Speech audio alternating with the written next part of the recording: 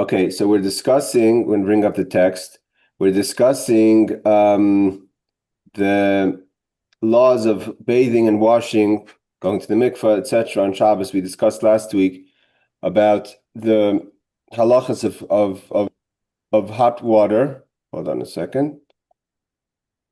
Someone just try to get in. It's me. It's Oh, me. I'm just switching to my laptop. no Sorry. problem. No problema. Okay. So we're just going to go quickly over law number one. I'm going to discuss. I try to bring up some. We did the from Rabbi Avad Yosef, the laws, the bottom line of what is permissible, not permissible when it comes to washing, warm water, hot water, boiler, pilot, etc. That was last week's class. I'm going to go into from the Shulchan Aruch Harav of the conclusion about bathing in a mikvah on going to the mikvah on Shabbos, and we'll talk about swimming. I know Aaron's been pressing that issue. It's coming up. So I'm just to go quickly into the law number one again. Aser lirchaitz kol gufay oyafilu roiv gufay b'mayim chamim. A person is prohibited to wash your entire or parts or majority of your body in hot water. Afilu huchmu ber Shabbos, even if the water has been heated before Shabbos. Heating water on Shabbos, of course, is prohibited to make water hot.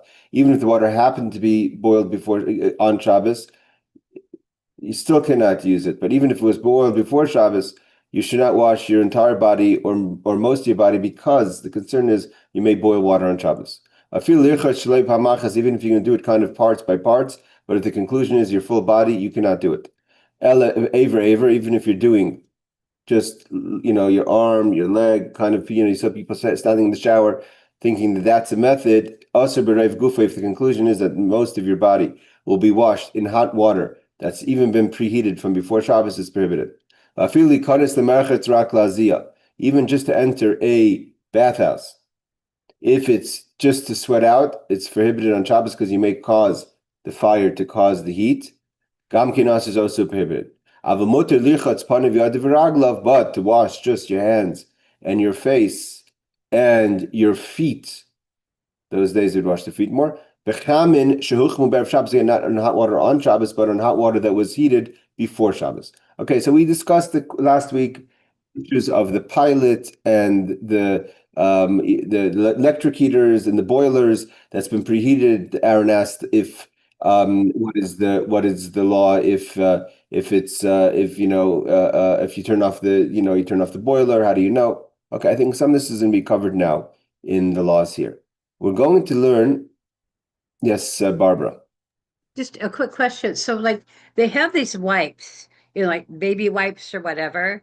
If you wanted to put those on, like, the radiator or whatever, or the heater, could you wash with those? That's also a problem, because then you're actually heating the water. You're heating the liquid on Shabbos. The Okay. moisture is being heated on Shabbos. We're going to see, Okay. for instance, to wash your hands with cold water and stand by the heaters is also prohibited. Okay. So, but if you didn't put them on the heater, you could use them to wash then, right? Yeah, I mean, there's another question about using wipes, but traditionally the wipes are okay. Okay, thank you. Okay, now I want to just do. Actually, I'm going to, before we go to law number two, let's go to the laws of the mikvah, and then we'll go back to law number two and continue with the laws of washing Shabbos. So again, this is a big question, because we tackled the question of showering on Shabbos in water, warm water, cold water, mikvah, and then of course we're going to go to the swimming. Swimming has another issue. There's the trunks. There's where you're swimming, if it's a private pool, a public place, and what's the reason why swimming is prohibited, and what basis are those? Again, you can see there's very few opinions that allow it, that possibly to swim in a private pool. When is it permissible? When is it permissible on Shabbos? Even though Avad Yosef, I'm going to say it now before we get there, says that Yerush Shamayim, a person who's God-fearing, should not do it either way. Okay, let's just do the question. May one immerse in a hot mikvah on Shabbos? Now, there's some people who don't hold that you're not allowed to go to a hot mikvah at all. We're going to see that in a second. That's a question, because Alter Rebbe is the one who's the picture here, and his who is the one who instituted that we have to have hot mikvahs or warm mikvahs. The reason why people were concerned to use hot mikvahs is because people may think that it's like a bath, and then they won't use a proper mikvah. They're thinking they could just fill up their bath and go to the mikvah. So a mikvah we know that a mikvah has to be 40 sa, a certain amount of rainwater. It has to be, you're not allowed to fill a bath up, even the pit of the mikvah up with water, and it's a mikvah. That's, especially for a woman. So there was those who were concerned that a hot mikvah may misguide the one who's not so learned to think what is permissible in the mikvah. But the Alter Rebbe was more concerned with, especially in those days in Russia, that women were not going to the mikvah. It was too harsh of an experience to go to a cold mikvah in the winter, and they were just not being truthful to their husbands when they said, "Yeah, we went to mikvah," and they weren't. That's a bigger problem than a gezerah that maybe you may not understand the laws of mikvah. Here, they're straight up not going to the mikvah. So the Alter Rebbe instituted that the mikvahs should be all hot and warm and pleasant, and that's why we know that the mikvahs, especially women's mikvahs, are made to make it as much as pleasant as an experience as possible. So the woman should be encouraged to go to use the mikvah.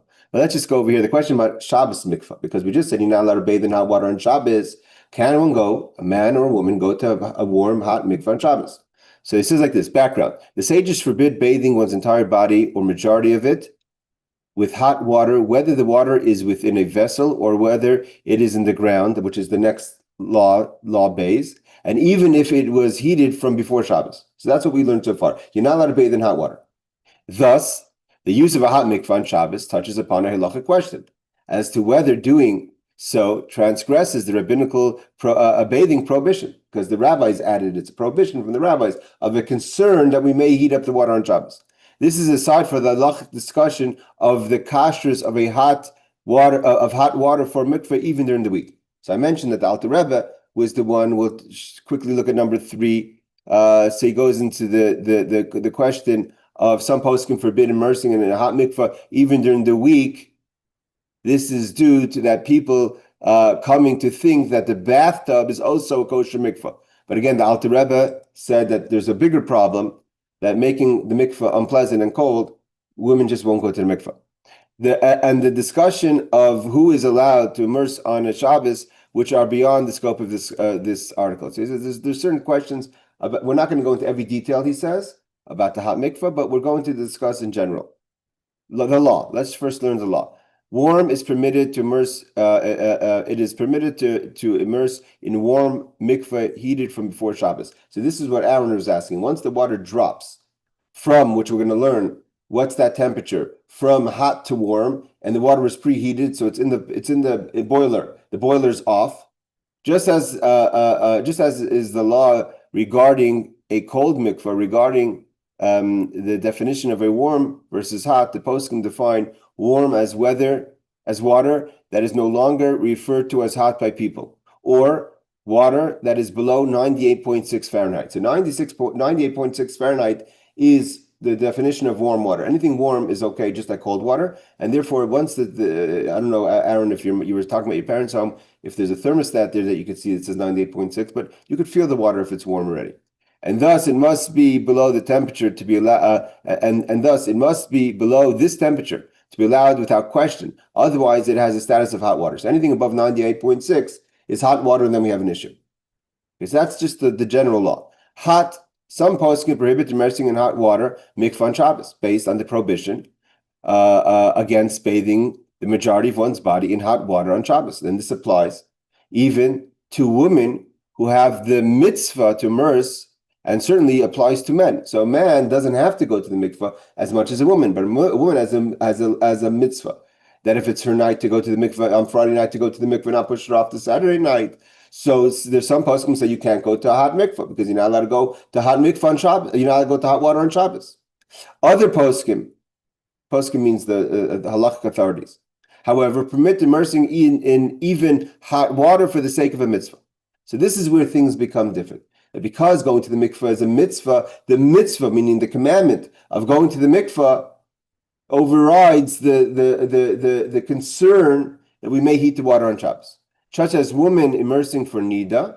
So what would be defined as a mitzvah is a woman who goes for that end of her cycle to go to the mikvah to purify herself, or even men who immerse from tahara or balkari purposes, if you are impure for semen discharge, or if you want to add to tahara, which is also mitzvah, to be pure. So then you're not bathing, you're going for the purpose of elevating your purity, or if you're after seminal discharge, so then also you would be allowed to go to hot mikvah. Particularly, the widespread custom is like this approach, and that's what people do. If you go to the mikvah today, most people are not going to the cold mikvah on Shabbos. They go to the hot mikvah without any concern. However, some are initially stringent, like the former opinion, and immerse in only warm or cold water. Nevertheless, one may not remain in the water for the pure pleasure purpose, for pure pleasure purpose, and is rather to immerse and immediately leave. Meaning to say, on Shabbos, if you go to the mikveh, you can't just linger a few more minutes to warm up or to relax or to take in the hot mikveh. Some people like to sit for a second, which that's its own question. People shouldn't be doing that. But either way, on Shabbos especially, then it becomes a problem, because once you dip in the mikveh, get out, because you're no longer doing the mitzvah, you're already pure. Those who stay in the water more than necessary transgress the bathing prohibition according to all. So the mamish, you have to be careful. When you go to the mikveh on Shabbos, you're allowed to go to hot mikveh, but you must get out as soon as you're done. And must be must be protested and told to leave. Okay, that's I'm not getting involved in people's management, but either way, you should not sit in the mikveh afterwards. However, one may immerse in the water as many times as he's used to doing their week. It means if you go 3 times, 4 times, some people go 300, 613 times. Everyone has their minute. How many times they dip? So you don't have to dip only 1 time or 2 times. You could dip as many times as your customary, but then you have to get out. Now he says like this: the custom for Sfardim. The custom of Sephardi women is to immerse in hot water during Bein Hashmashes. This is something I've never heard of before. That they basically, we know that in the Zmanim of times of Shabbos, times in general, there is the concept of Bein Hashmashes. Bein Hashmashes is that little time between, it's like twilight. It's a very short amount of time between day and night, where it's not 100% day. It's not 100% night yet. And there's certain things which halachically you're not allowed to do already from Bein Hashmashes. Incidentally, when we light candles, we're lighting before Bein Hashmashes. But there's certain things that the Gemara in Shabbos talks about, the halacha, that you're allowed to do Bein Hashmashes this time, which is kind of mamish right before it gets dark, and things that you're not allowed to do. So, but the problem is that you're not allowed to go through mikveh by day, because you have to complete the 7 days. She has to go into the mikveh at night. But in the case for Shabbos, he says the Sephardi custom is that because Bein Hashmashes is kind of already almost night, and it's not 100% Shabbos yet, so they would go to the mikveh at Bein Hashmashes to immerse in hot water during Bein Hashmashes on Friday night. After Bein Hashmashes, they may only immerse in warm water.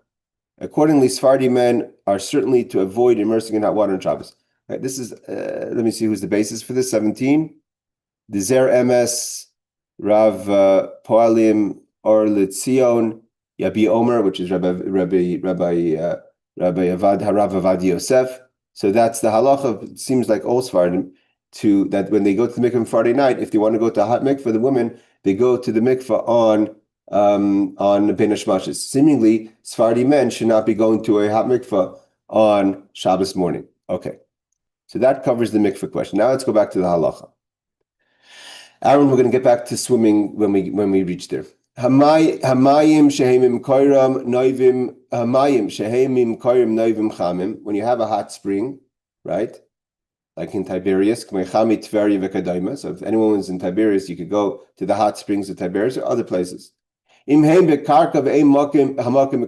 they're still in the earth, you haven't made a pool out of the hot waters, the hot springs, but they're in their earth and it's not been roofed, there's no ceiling on it, you haven't built a structure around it, which would hold in the heat that comes out of the pool.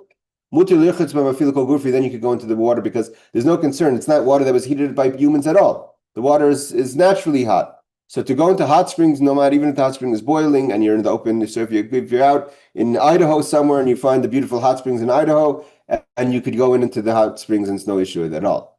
But if you put them into a pool, So Oisha Makim Kaira, or if you covered the hot pool, the hot spring, and now it becomes a space that contains extra heat because of the covering, Asr, then it's prohibited.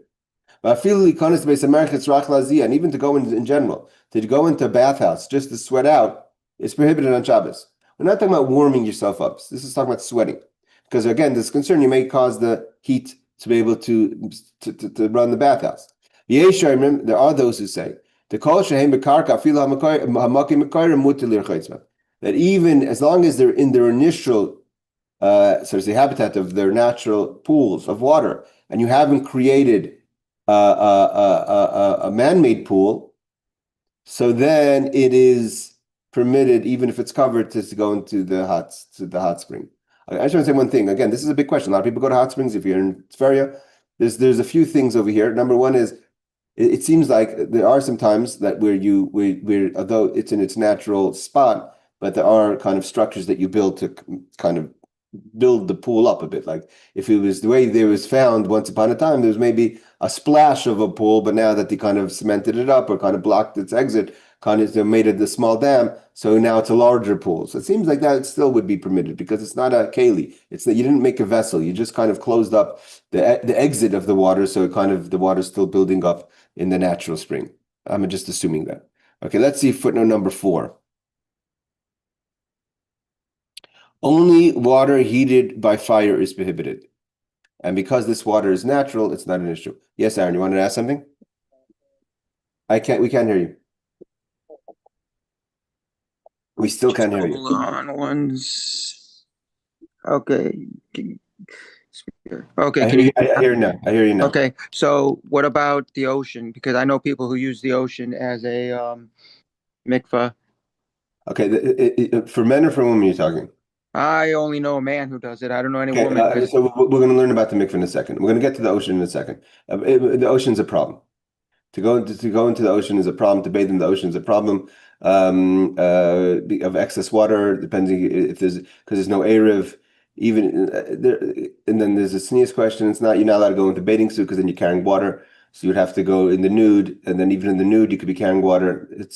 We don't go to open when like a Carmelist. We don't go into those kind of Right. So you can't go into mention this when my rabbi said swim. He says I definitely never said you could go to a river or the ocean. And we're not even talking about what you just brought up, the mix and all that. No. That's for sure. I hear what you're saying on that. Again, if you go in the nude, it's less, and you make sure the water's off your body. You're not carrying any water. It's not such a problem. He didn't do it on Shabbos, and he went 100 feet out where no one could see anything. Okay, yeah, but still, but you have to walk. Because there was no mikvah in the city that he was visiting. No, to go to the mikvah in the ocean or in the lake during the week is not a problem. If you go out deep and even some people say you could go with your bathing suit. But I was wondering. No, I'm talking about on Shabbos you can't walk with your bathing suit into the lake. Because the whole point is that in 770, I know some people and they in the summer go to the mikvah because it's hot outside. Yeah, everyone goes to the mikvah on Shabbos. I go every Shabbos to the mikvah, but I go to the mikvah in a proper mikvah house. Yeah, so do they. Okay, that's fine. That's not a problem. It's like we said before, as long as you go in and out, you go even to hot mikvah. Yeah, and for Ashkenazim, yes, Rebecca. What about like sweating on Shabbos? Like, let's say when I go to Miami, there, like, I know if I go like on the boardwalk where there's no shade in the middle of the day, I'm gonna sweat a lot. Is that a problem? Oh no, that's not a problem. That's sweating from the environment. That's different. The problem is that the question that people had is that if you walk into a schwitz is created by it's not natural heat. It's created by steam. That's created by fire. But like the whole like the back of my shirt could get all wet from sweat. That's not a problem. That's not a problem. That's natural. Nothing you can do about that. Okay, thanks. Okay, so footnote number 5 is it says we're talking about over here. Okay, yeah, if the spring goes into a vessel, in such a case, the hot water may be confused with water heated by fire. It's all a question of concern that a person may think you're allowed to make hot water on Shabbos. So once you direct or move the spring water into a pool, it's different. Okay, number 6. Okay, he says over here, even if the place is covered with a roof, it is forbidden. If you have a spring and you cover it with a roof, so some opinions is then it contains the heat and it's forbidden to go to the pool at that time. So let's see what he says. The roof increases the heat of the room, making it like a schwitz, sunroom, which may not be used on Shabbos, because if you're creating a sunroom, again, we're scared you may turn on a fire. The Mishnah Berurah, however, citing Shulchan Aruch 326-22, rules that you may use heat from hot springs for sweating, since even bathing is permitted there. So the Mishnah Berurah disagrees and says there's no problem because the source of the heat, even if it's covered, is coming from natural water. It's not from fire. You made a fire, so therefore you can't compare it to a schwitz.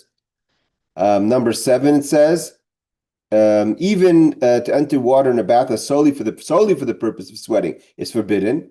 So let's see, maybe this addresses a bit of Rebecca's question.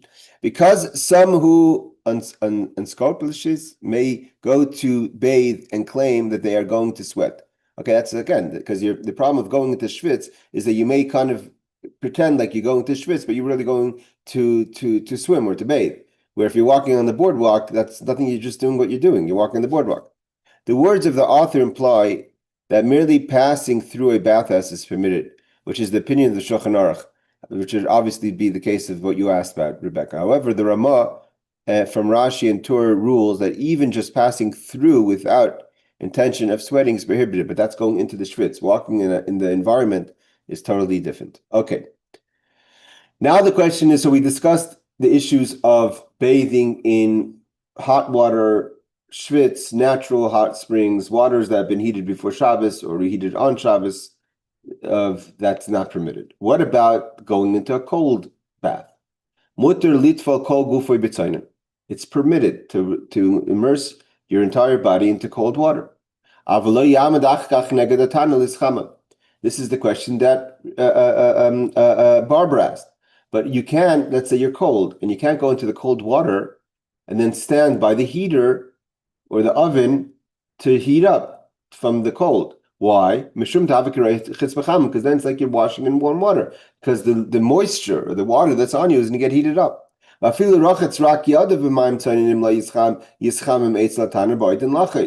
not allowed to, obviously those don't work on Shabbos because they're electric, but you're not allowed to wash your hands. If they're still a little wet, then put them by the radiator, because then you're heating up the water on your hands. Because the only time you're allowed to use hot water for your hands and feet and face is if the water was heated before Shabbos. But here you're heating the water on Shabbos. Not even one limb could be washed with water that was heated on Shabbos.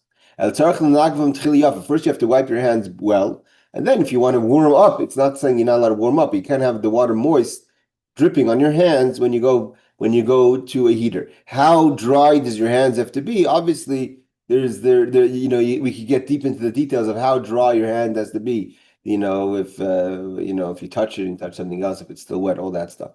That it says you must rub them well before drying them. Also, when you dry the water, we learned you're not supposed to have your hands soaking wet when you dry with the towel. That's also a concern, because then you may make the towel too wet and you may squeeze the towel. So kind of shake your hands off. There's a little water, dry them, and then if you're cold, you could stand by the heater. Okay, let's see the footnotes on this.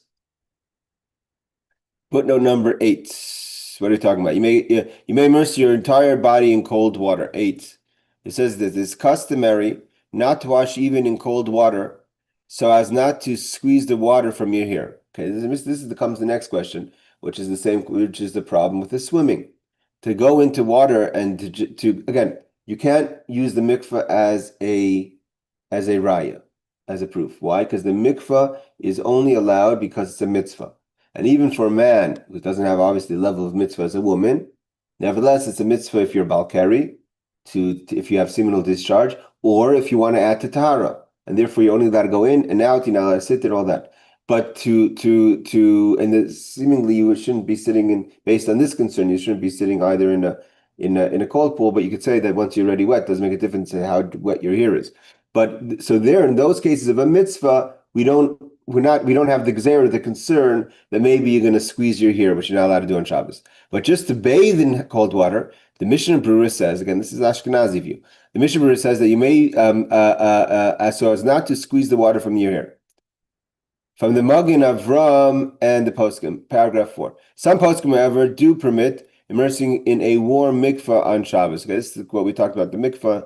So kind of he's mixing it all into a small little footnote. Let's refer to what we learned before in more detail. Okay, footnote number 9. What are we talking about here? For such water is prohibited for washing even one limb if the water was heated on Shabbos. Even if the water is only lukewarm. The Mishnah Berurah says lukewarm water. It means, so you're saying, how hot does the water get when I put it by the radiator? Again, Barbara, I don't know 100%, wipes, how moist are wipes, but wipes do have a lot of moisture. So to place the wipes on the heater to warm it up would be a problem. Okay, that covers the footnotes over here. Let's continue. Okay, this is what he's going on to what the Mishnah Berurah says. If you wash, you have to be careful. So the Mishnah Berurah says you shouldn't wash because you may squeeze your hair. The Kitzur Shulchan Aruch in the Pnim, the Kitzur Shulchan Aruch says mutter, you're allowed. Mutter means, we know in Shabbos there's basically 3 languages: Aser, Potter, and Mutter. Aser means, or Chayiv. Aser means prohibited. Chayiv means you're obligated. It's something that you transgressed. Potter means if you did it, you're not transgressing, or you're not liable, so to say, as a person who transgressed the Shabbos. And then you have mutter, which is initially permissible. So the fact that it says mutter litfal kol gufa, it's permissible to immerse your entire body in cold water on Shabbos, which is what the Kitzur says. Although he quotes the Mishnah Berurah says that there is the concern of squeezing your hair, but the Kitzur says, means the initial text says it's permissible. Initially, you're allowed to go bathe in cold water. But he adds to that now, be careful not to squeeze your hair, because you're not allowed to squeeze out your hair on Shabbos. Oh, and now we're coming into the question of swimming. Could you swim around in wherever you're bathing on Shabbos? It's prohibited to swim on Shabbos and Yom Tov. Here we're not talking about a public river, lake. We're talking about even in a bath or a pool. It's prohibited to swim on Shabbos or the Yom Tov. You can't float anything on Shabbos. Like chips on top of the water. Is it chips? Such as wood chips, yeah. And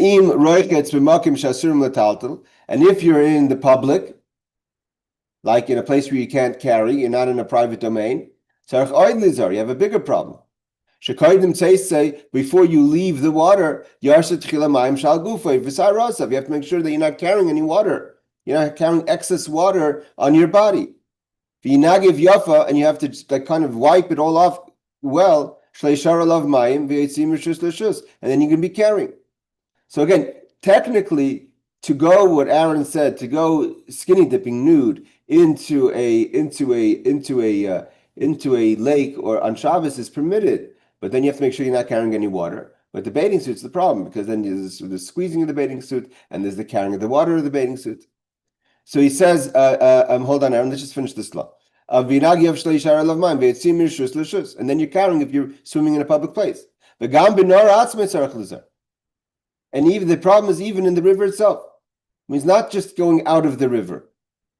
You can't carry the water on you, because a river is a public domain. It's a carmelis. It's not public halachically. It's not a brishus haram. It's a carmelis, and you're not allowed to carry in a carmelis. Abraham is you can't walk four arm lengths in a river if you're carrying water on you. The river is the rabbinic public domain.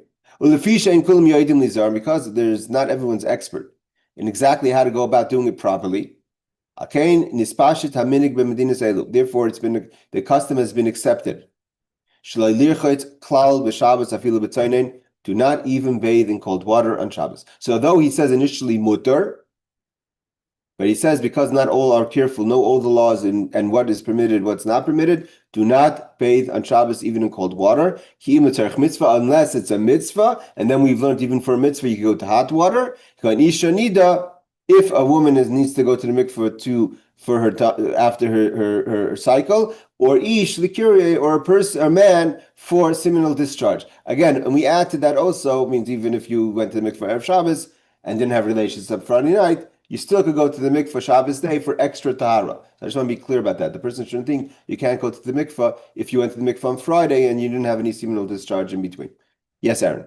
Okay. So I'm just clarifying this and making you understand as well. The rabbi said he's not getting into if it's a mixed pool and all that stuff. He's just going in, can you go in the water? Okay? And he says everything else is on your conscience with your God, and you know what the Torah says. So what he said is that first, the pool is part of your living quarters. So it's semi-private because every apartment can use it. Number two, it's in the Aruch. Number three, he says as you said, don't squeeze any water out. So maybe you'll just air dry. And so get out earlier and air dry. And then he definitely said, don't go to this does not give you the excuse to go to the ocean or a river or any other vessel. He said, this is basically because you're in a private domain. It's in a private building, and that building where the pool is under the Aruch. Okay, again, you have to remember this Chaseris questions. But let's even it means even a private building that has multiple tenants have to have an Erev Chaseris. But let's not even go there. It has a gate all around it. Even the gate doesn't help. You have to make an Erev Chaseris. But let's put all that aside. We're gonna in a second. I'm gonna bring up a Chabad.org brings on swimming. There at the end of the day, is your rabbi from a Sephardic community? Nope.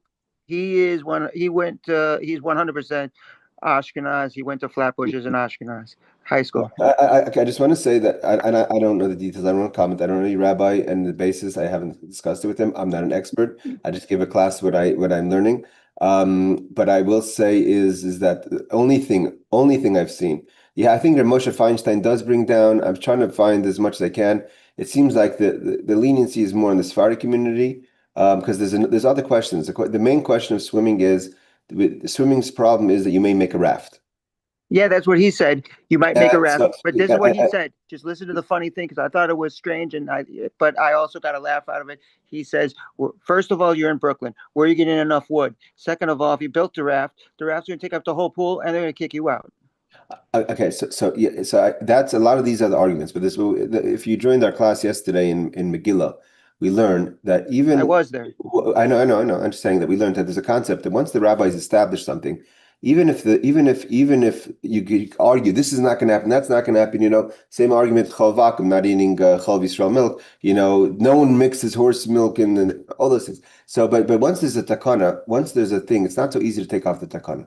Now, there's the question that they have is the rimmed pools. There's something that says that if there's no water, there's no overflow of water, like an infinity pool, it would be much more difficult to go in than what's today's pool. But we're going to get to the topics. I was trying to find Ramosha. This is some people who say Ramosha is lenient. It doesn't seem like that. Even Avad Yosef says a Yerushalayim should not swim.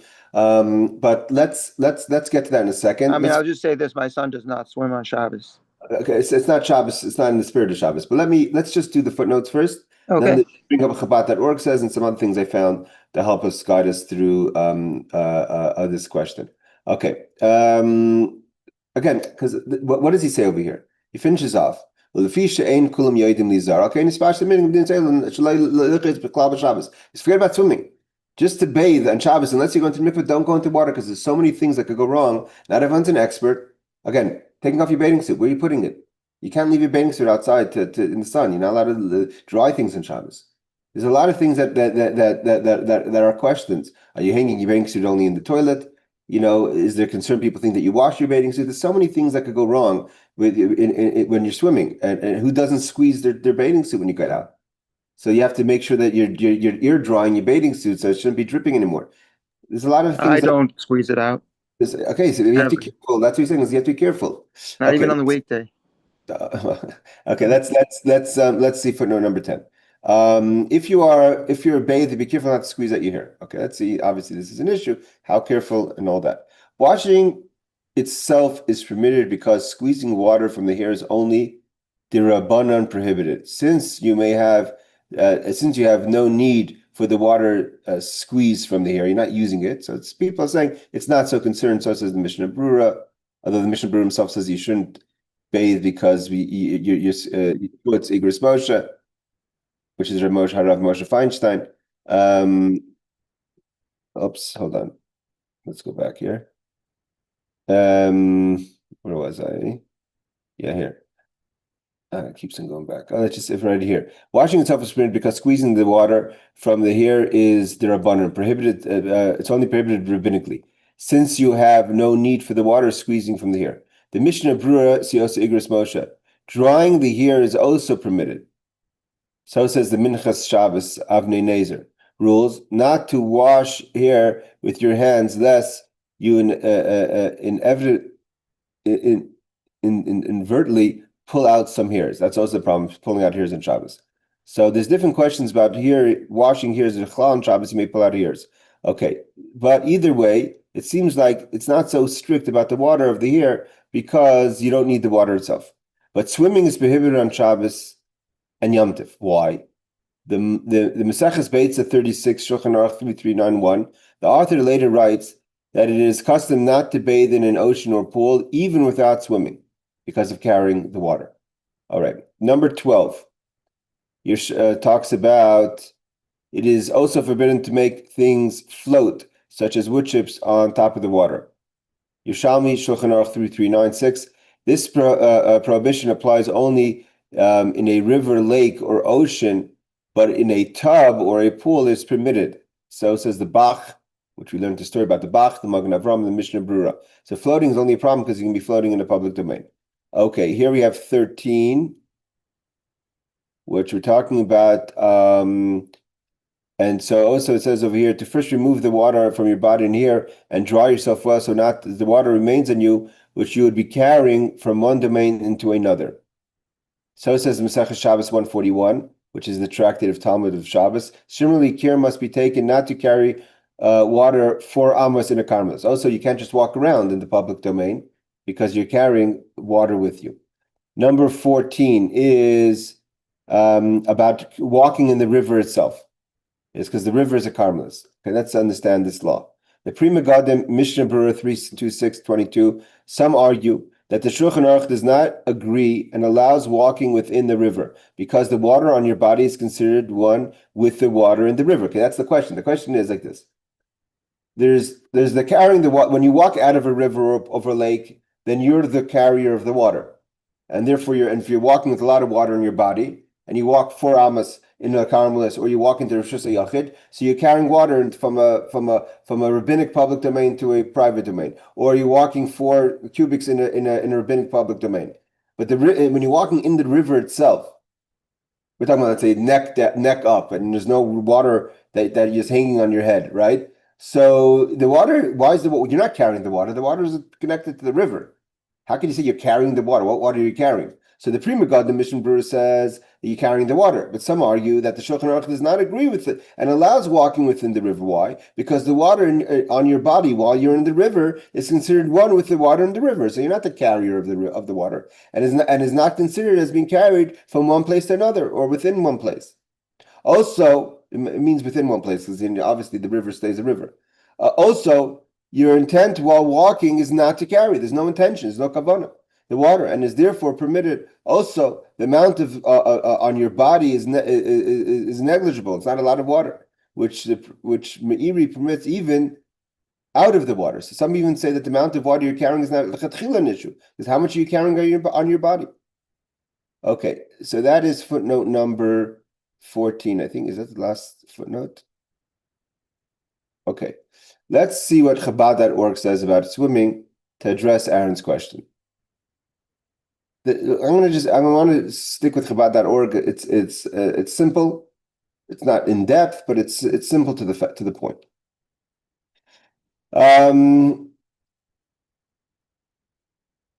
Okay, the question is scorching hot in this past Shabbos, and we're wondering if we're allowed to go swimming in the nearby lake to cool ourselves off. What is the halacha? There's various potential issues with swimming on Shabbos. But as with many areas of halacha, context and precise definitions matter. So let's dive in. rivers, lakes, and ponds, which we just learned about now. The Mishnah states that one may not go swimming on Shabbos, which is defined as lifting both feet from the ground and floating or treading water. The Talmud explains the reason for this decree was because swimming could lead to building some sort of floating device, perhaps to help someone learn to swim, like a floaty or a raft, which is prohibited on Shabbos. You're not allowed to build a float on Shabbos. However, this prohibition only applies to swimming in a body of water similar to a lake or pond.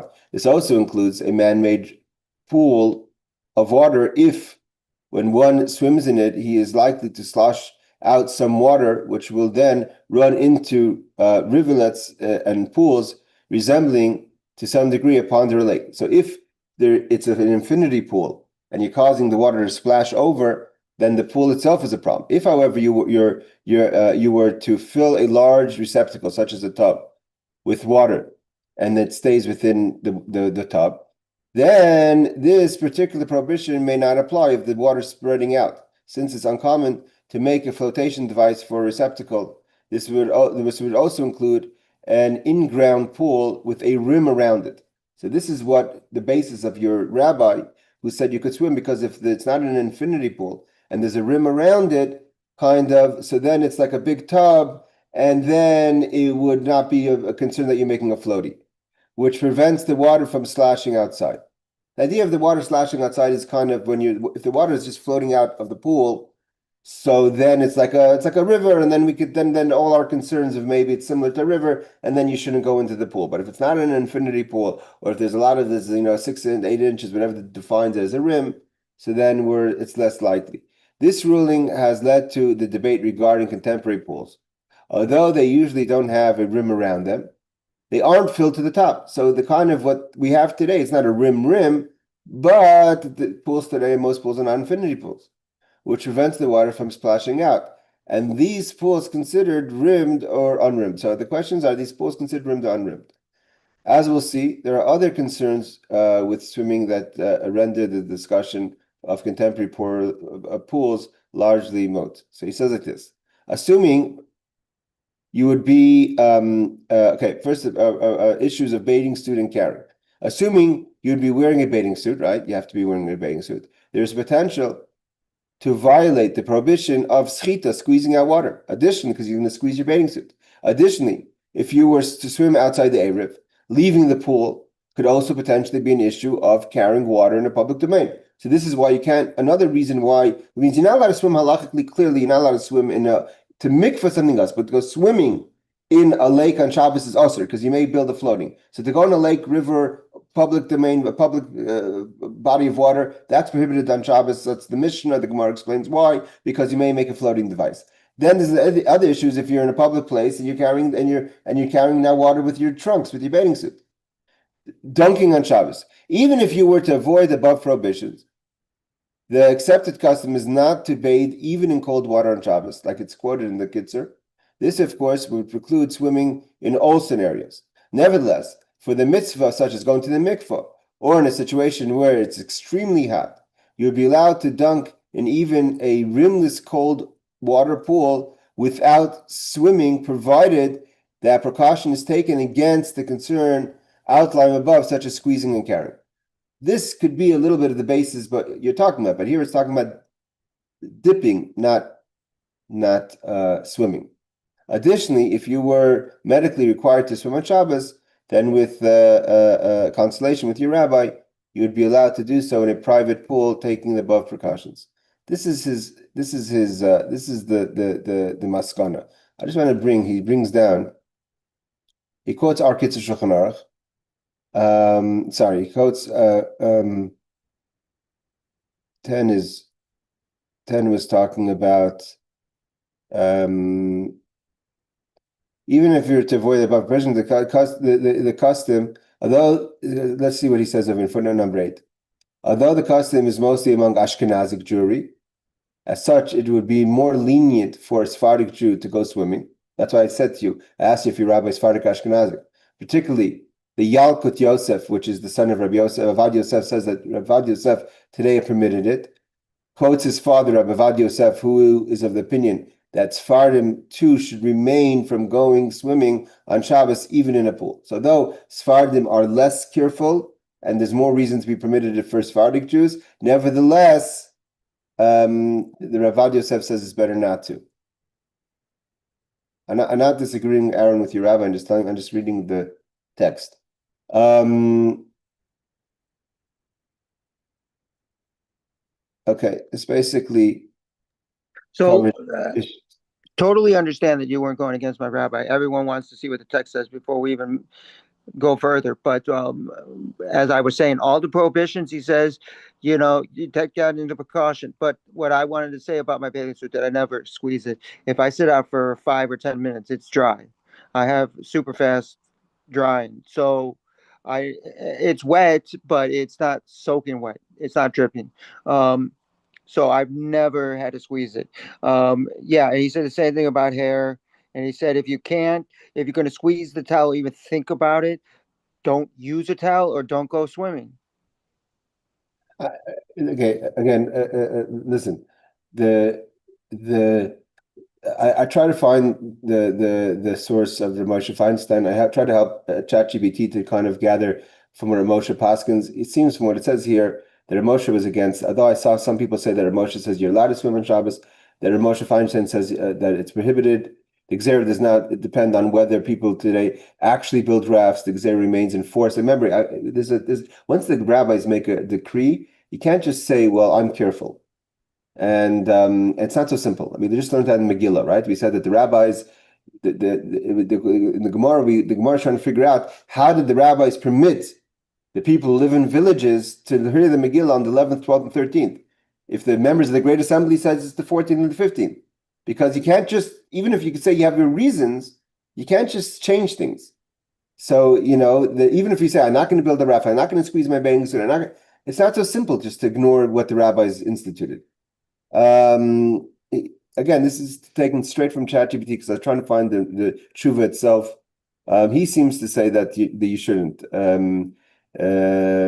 Again, I did see some people try to quote Reb Moshe Feinstein to say that you can. I see it bring down Rabbi Farkash says over here that the question of soap we're going to get to. I mean, it really again, and not you can have a deeper conversation with your rabbi, and he feels that maybe he's trying to be lenient in a situation where he feels you're going to swim anyways. He wants to make it permissible. I don't know the details. I can't get. Well, I will say this. He said I'm just quoting what he said he might be doing what you're saying, appeasing the masses, because a lot of people in my building go to the shul. He said that it's in the Aruch. I know, but you own part of the building. So he said, I understand about the Carmel. You have to put those pegs out and all that stuff. But he was saying is that if this was a public pool, no. Rivers and lakes and oceans, no. Anything that's not in a roof, that's private, no. But he's saying that I'm in the roof, it's outdoors, there's no cover. I just want to say that there's definitely leniency for Sephardic Jews. So you have what to be based on.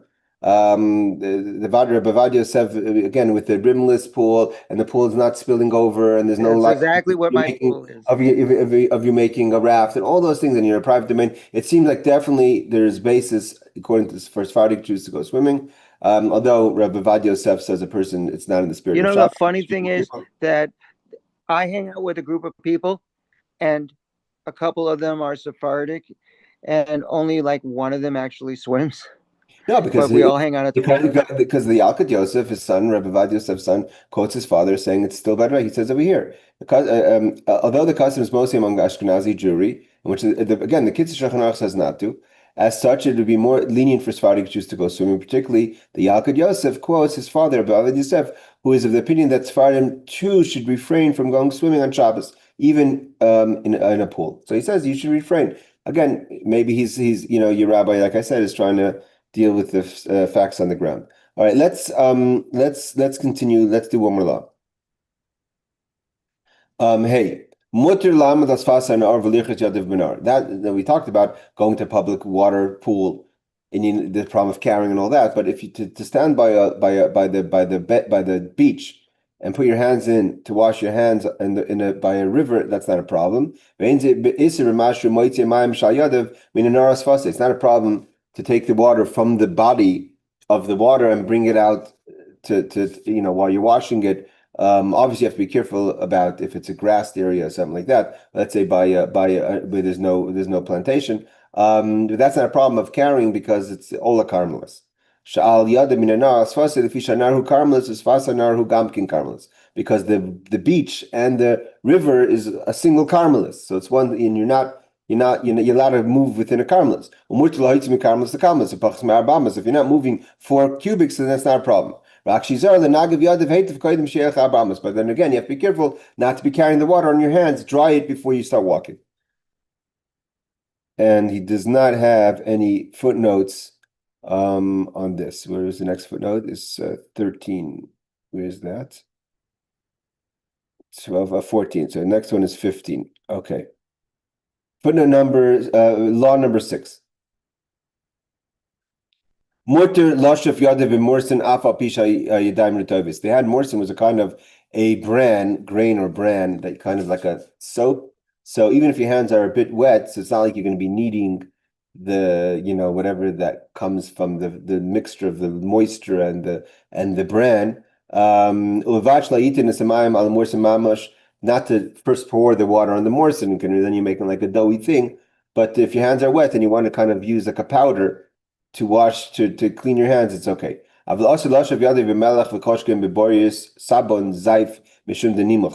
it's forbidden to rub your hands with salt, and certainly not soap, because it liquefies. It's a solid and becomes liquid. That's a problem. And then we spoke about what kind of soap is permitted on Shabbos, because there's other issues of spreading on Shabbos. So the thicker soaps are also an issue. Okay, so he says, footnote number 15. This does not constitute lisha, kneading, if you use the powder, because 1, it's not usual manner of kneading, and 2, it's not your intent to knead. Number 16 is, okay, there he goes to the question of what's the problem of using salt that becomes liquefied, or hard soap on Shabbos. So he says, and takes on a new form. The problem is noilad. A new form is that you're changing by making salt wet and it becomes a liquid. It's the laws of noilad. It takes on a new form. This constitutes the prohibition of noilad, like noilad means to give birth to something new. The Mishnah Brura adds that the author is referring to very hard soap and is therefore only a derabanan prohibition. Use of other softer soaps would be a deraisa prohibition of smoothing, of memachik. So you have to make sure. That's why the thing. Rebecca, remind me. Did you post something about Shabbos soap, or was Shabbos toothpaste? I think you had Shabbos soap. I think it was about Shabbos toothpaste, but I was just gonna ask you about soap, because I see a lot of from people, they make the soap like very, very watery, but they do use soap. Yeah, so very, very watery is not a problem, because the idea of memachek, smoothing, it has to have kind of some sort of form. It's more of a gel. Gel is an issue. So the gel itself won't become liquefied, but then you're not allowed to smooth on Shabbos. But So if it's regular hand soap is okay, like liquid hand soap in the pump is okay? I don't know. I always ever since I started learning about I don't. It could be you should add water. It could be they're selling now Shabbos soap. Yes, Aaron. My rabbi said that liquid soap is fine, but if you're worried, just add as much water as you think you need to make it liquefied enough, and you're good to go. But don't use bar soap. Yeah, bar soap is a problem of noilid. Yes, Barbara. I was going to say, foam soap. What about that? That's a good question. That changes the consistency of the soap. That what? It does change the consistency, because it's a liquid and then it becomes a foam. So well, it comes out as a foam though. Yeah, but it's not a foam in the bottle. Aaron says by pumping it, you're creating. That's a good question. If that would be considered noilid, if foam is considered a substance or not. because liquid is a substance, but I don't know if foam is a substance. But we did pumping talk, air into yeah, it. but we did talk about the issue of making cream on Shabbos. Like, I think Rebecca, you mentioned about the desserts that they turn into they turn into like not a cream. What is it called? Frost, not frosting. The Like a cream, you take the milk bottle, it's a liquid bottle you buy, and you shake it.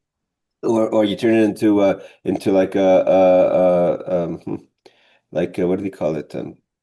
A mousse or something. Yeah. You can't take a whip, can you, and whip Whip. No, you're something? not allowed to whip on Shabbos. No. So then, would it shaking it would be like whipping it? Or turning A the froth, froth, the froth. product. Yeah.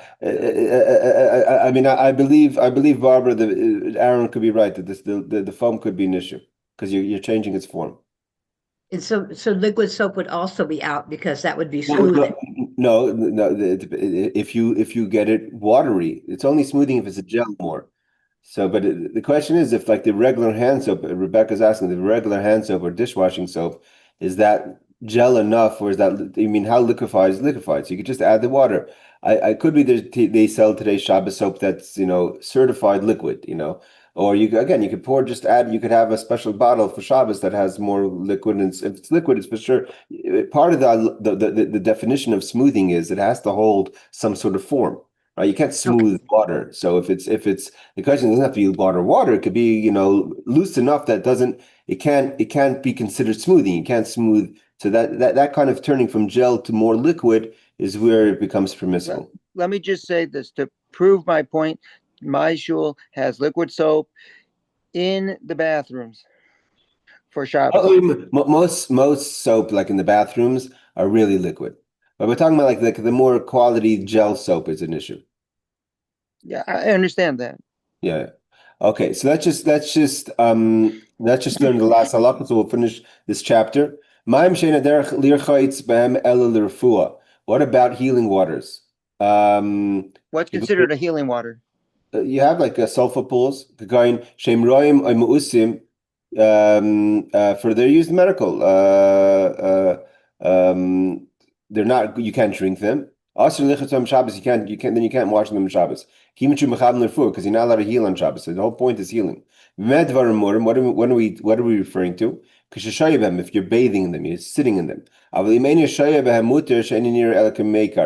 again in the situation where you're allowed to go into the water, so you're not curing yourself in them, you're just cooling off in them, that's different. Oh, what about Chamit Tveria? Chamit Tveria is like the hot springs, that's also for healing. Ukadaim are similar kind of hot waters. If people only use them, it means there are some hot springs that are just there for joy, but there are like sulfur pools that are just there for healing. So you're not allowed to go in there if it's for the purpose of healing. Even if you don't sit in them. Let's see the footnotes on that quickly before we finish the class. 17. The laws concerning medicine the laws concerning medicine are discussed in chapter 91, which we'll get to. What medicines you'll take on Shabbos for refuah. Okay, 19, he says like this: the prohibition applies only where the purpose of the bath is only to alleviate slight discomfort when one is actually ill, even where no danger is involved. The prohibition applies only where the purpose of the bath is to alleviate slight discomfort. When one is actually ill and you have to heal yourself, even if where there's no danger involved, he or she may bathe in hot springs. So says the Mishnah Berurah. So Mishnah Berurah divides it into three categories. There's bathing, there's alleviating kind of uncomfort, and then there's if you're not well. So if you're not well, so then to sit in the hot springs is allowed. If you want to just cool off or whatever, then it's allowed. If you're doing it to kind of alleviate your joints or something like that, then that's something different. Barbara, you wanted to ask something before I saw your hand was raised?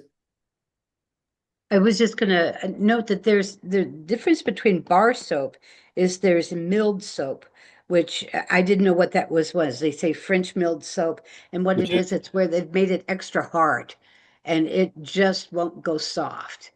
And then there's, like regular bar soap, which is, it's going to go soft. It may not change its shape entirely, but it'll lather up. I don't know, but I have to check into that. Maybe type it on on the chat, and I'll look into it. I mean about the French soap, but most soaps at the end of the day is by definition the soap is a substance that kind of transfers from the soap to your hands or something. I mean, so if it says dry, then it's like a spot, then it's like a scrub, but something's coming off. There's something's coming off the bar. Yeah. But like mill soap, it won't come off. You might, with a regular bar of soap, you might get pieces of soap off. Mill soap. But I have a question. Does the bar become smaller? It takes a long time. Trust me. me. But it does. But my rabbi says no bar soap, milled soap, bar soap, anything that's in the shape of a bar, because you might be spreading it as well. Yeah. Again, bar at the end of the day I think it just does it slower. But it definitely something has to be coming off the bar, otherwise. But also, like, I think it lathers. You get like foam and lather and bubbles. Like, I think that's part of the problem, probably. Yeah. But you're spreading it. Yeah. That's again. That's what my rabbi says. Don't use bars of any kind, any thickness, hardness, anything. Always use the best is just to buy the gel or the hand soap and liquefy it a bit before Shabbos, and then you're fine. Okay. All right, everyone. Well, what do you do, Rabbi? We have a very liquid soap. That's what I do. Yeah. Can I ask a question? Sure, to wash dishes, it's the same thing. You need to or it's not about it's not a question of hands. It's a question like if you ever buy. I don't know if you know that they sell them anymore. They used to sell these like Shabbos sponges, not scrubbers, and yeah. And they have like a little top with like that holds liquid. You know what I'm talking about? So that liquid is really liquid. You know what I mean? Something like that. Yeah. Okay. All right, ladies and gentlemen, it's always a schus to learn laws of Shabbos.